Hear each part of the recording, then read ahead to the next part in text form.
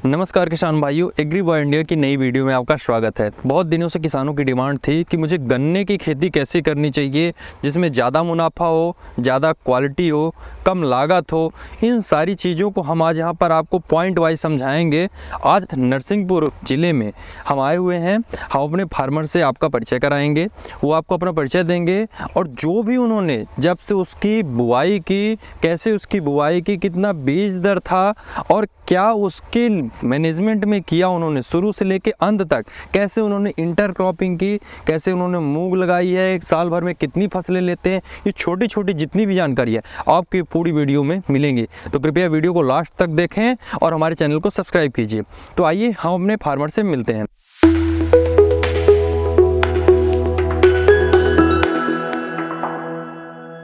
Sir, सबसे पहले हमारे किसानों को अपना नाम बता दीजिए और अपना गांव और पता बता दीजिए। सर नमस्कार जी। सर मैं कृष्णपाल लोधी, ग्राम चिरचेटा, विकासखंड गोटेगांव, जिला नरसिंहपुर का किसान हूँ और मैं पिछले 2008 से प्राकृतिक खेती कर रहा हूँ और जैविक खेती इस प्रकार कर रहा हूँ कि कहीं बाज़ार से हमको कुछ नहीं लेना पड़ता। बिल्कुल आत्मनिर्भर खेती है। फसल अवशेषों का हम प्रबंधन कर रहे हैं, खेत पर उपलब्ध संसाधनों का इस्तेमाल कर रहे हैं और गाय का गोबर का इस्तेमाल करते हैं हम लोग। उसको गोबर गैस में परिवर्तित करके गैस निकाल लेते हैं और उसकी सैलरी का इस्तेमाल करते हैं और उससे तरल खाद, जीवामृत, सॉलिड फार्म में घनजीवामृत, बीजामृत आने पूरा गौ आधारित खेती हो रही है यहाँ पर। और आपके चैनल के माध्यम से मैं बताना चाहता हूँ कि गन्ने की फसल में, अंतर्वर्ती फसल के में एक वर्ष में 3 लाख रुपए की सुविधा कैसे प्राप्त होती है। बाप रे। जी सर। तो इसमें क्या है कि जो गन्ना हमारे यहाँ नरसिंहपुर ज़िले में लगता था वो 2 कतारों के बीच की दूरी 4.5 या 5 फीट की रहती थी। समझ गए। और आप जैसे जानते, सभी लोग जानते, गन्ना एक लंबी अवधि की और उच्च लागत वाली फसल है। 1 साल उसका इंतज़ार करना पड़ता है उत्पादन के लिए।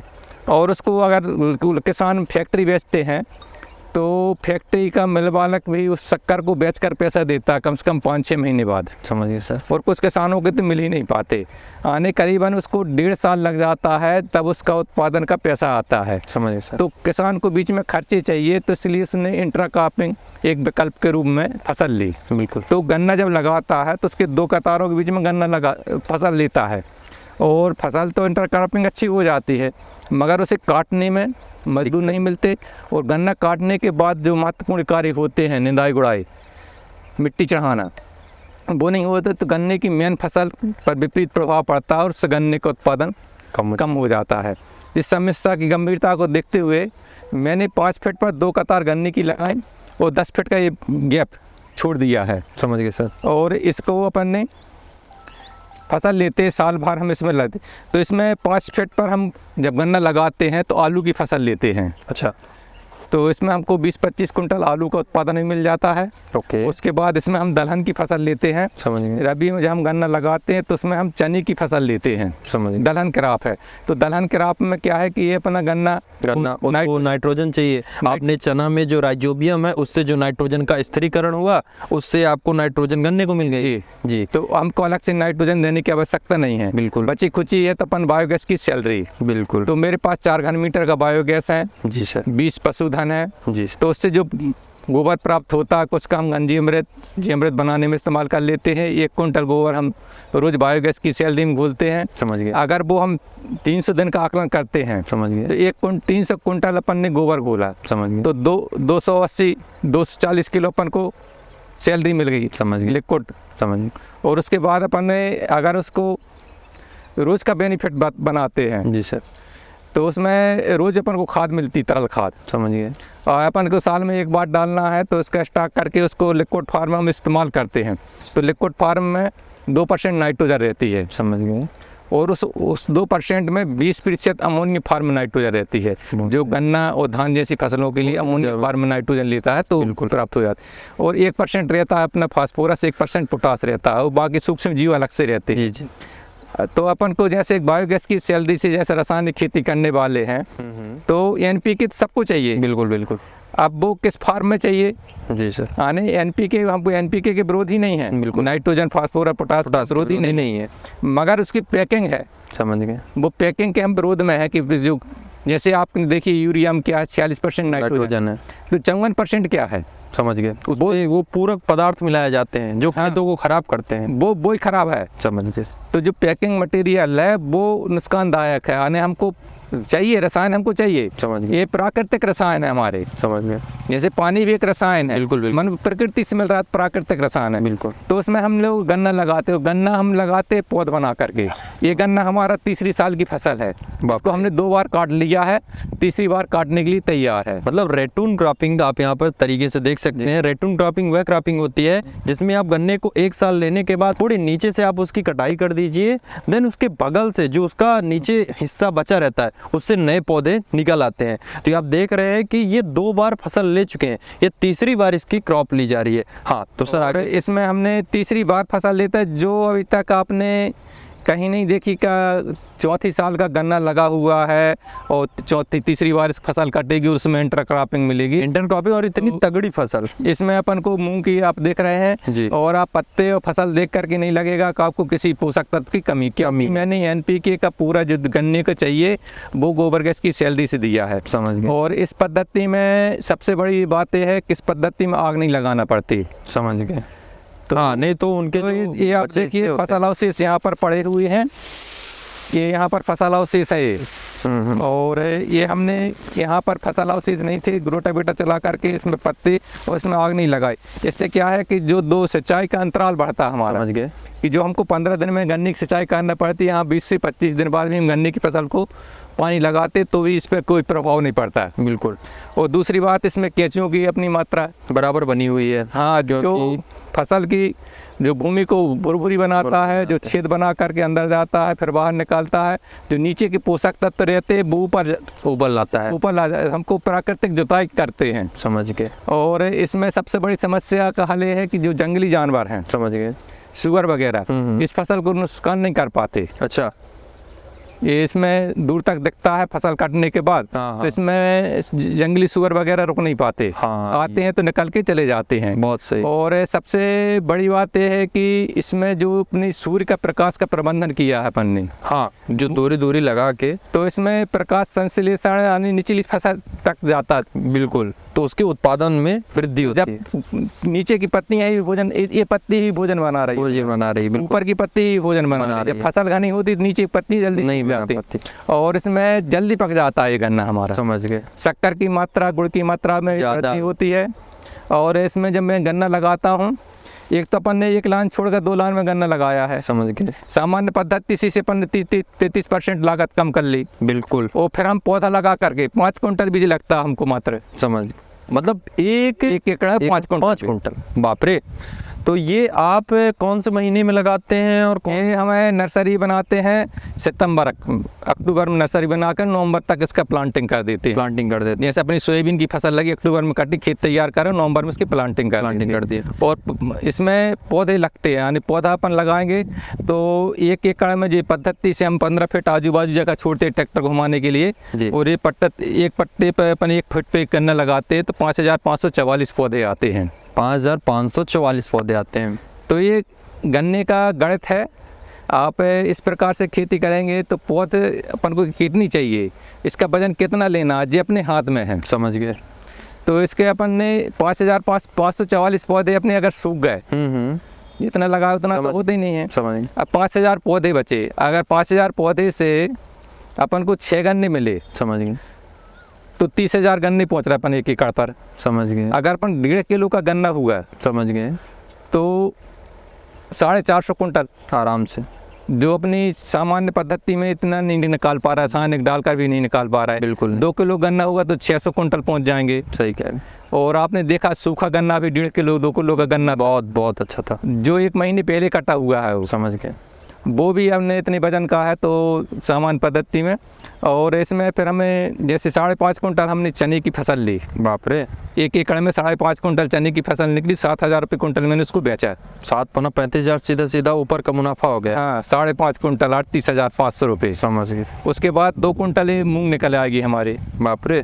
ये अपनी प्राकृतिक है, जहर मुक्त है, तो 100 रुपये किलो आराम से बिक जाती है। वाह।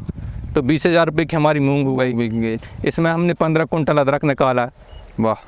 40 रुपये किलो के हिसाब से 60,000 रुपये का हमारा अदरक हो गया। वाह। और 370 कुंटल गन्ना निकला, जिससे हमने गुड़ बनाया अदरक डाल करके, सौंफ डाल करके, सौंठ डाल करके, वाह। और छोटे पीस बनाए, तो हमको 70 रुपये उसका रेट ही मिला। समझ गए। इस बार हमारा 39 कुंटल गुड़ बना था, 39 कुंटल 90 किलो, तो 2,79,000 रुपये का हमारा गुड़ हो गया। वाह। यानी 3,90,000 रुपये का हमारा 97,000 रुपये का पूरा आया था।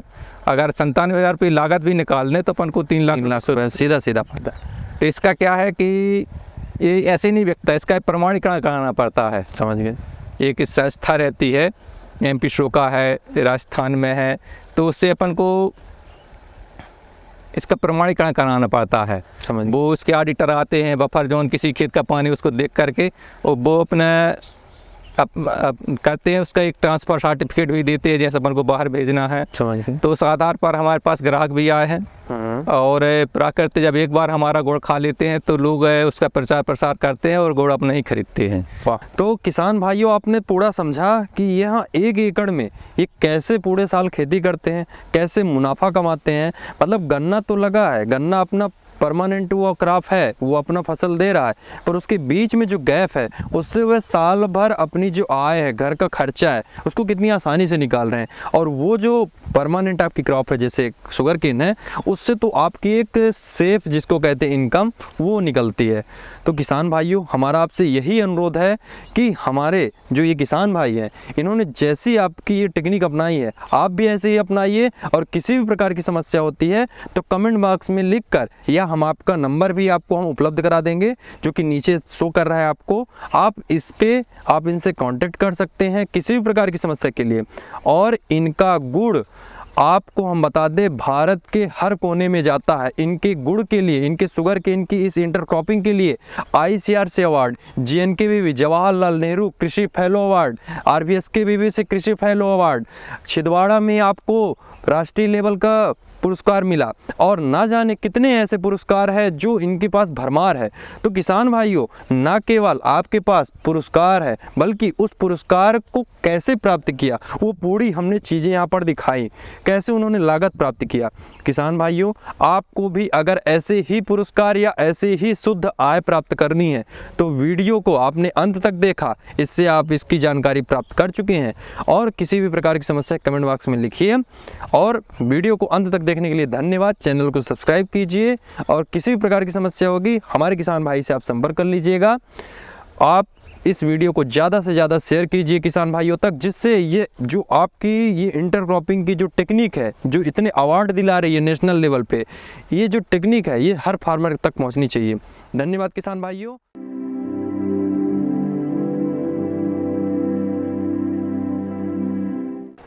मैं डॉक्टर विशाल मेश्राम कृषि विज्ञान के नरसिंहपुर में वरिष्ठ वैज्ञानिक एवं प्रमुख के रूप में कार्य कर रहा हूँ। कृषि विज्ञान के नरसिंहपुर, जो कि जवाहरलाल नेहरू कृषि विश्वविद्यालय जबलपुर एवं भारतीय कृषि अनुसंधान परिषद नई दिल्ली के जोन 9 के अंतर्गत आता है, अपनी स्थापना वर्ष 2004 से ही इसका मुख्य उद्देश्य कृषि के क्षेत्र में जिले को उन्नत बनाना रहा है। इस दिशा में कृषि के सर्वांगीण विकास के लिए केंद्र के वैज्ञानिक हमेशा प्रयासरत रहे हैं, और केंद्र के द्वारा नवोन्मेष को हमेशा बढ़ावा दिया गया है। इसी कड़ी में जिले के युवा कृषक बंधुओं का हमेशा केंद्र ने सहयोग किया, साथ ही उन्हें प्रेरित किया कि वह कृषि के क्षेत्र में नित्य नई विधा से जुड़ सके। इन्हीं प्रयासों के द्वारा आज जिले के बहुत सारे प्रेरणा स्रोत कृषक बंधु हमारे नरसिंहपुर जिले में हुए हैं, और कृषि विज्ञान केंद्र के माध्यम से यह प्रयास हमेशा रहा है कि और नित्य नए युवा साथियों को जोड़ा जाए, जिससे कृषि के सर्वांगीण विकास में मदद मिले, साथ ही कृषि को एक नई पहचान राष्ट्रीय एवं अंतर्राष्ट्रीय स्तर पर मिल सके।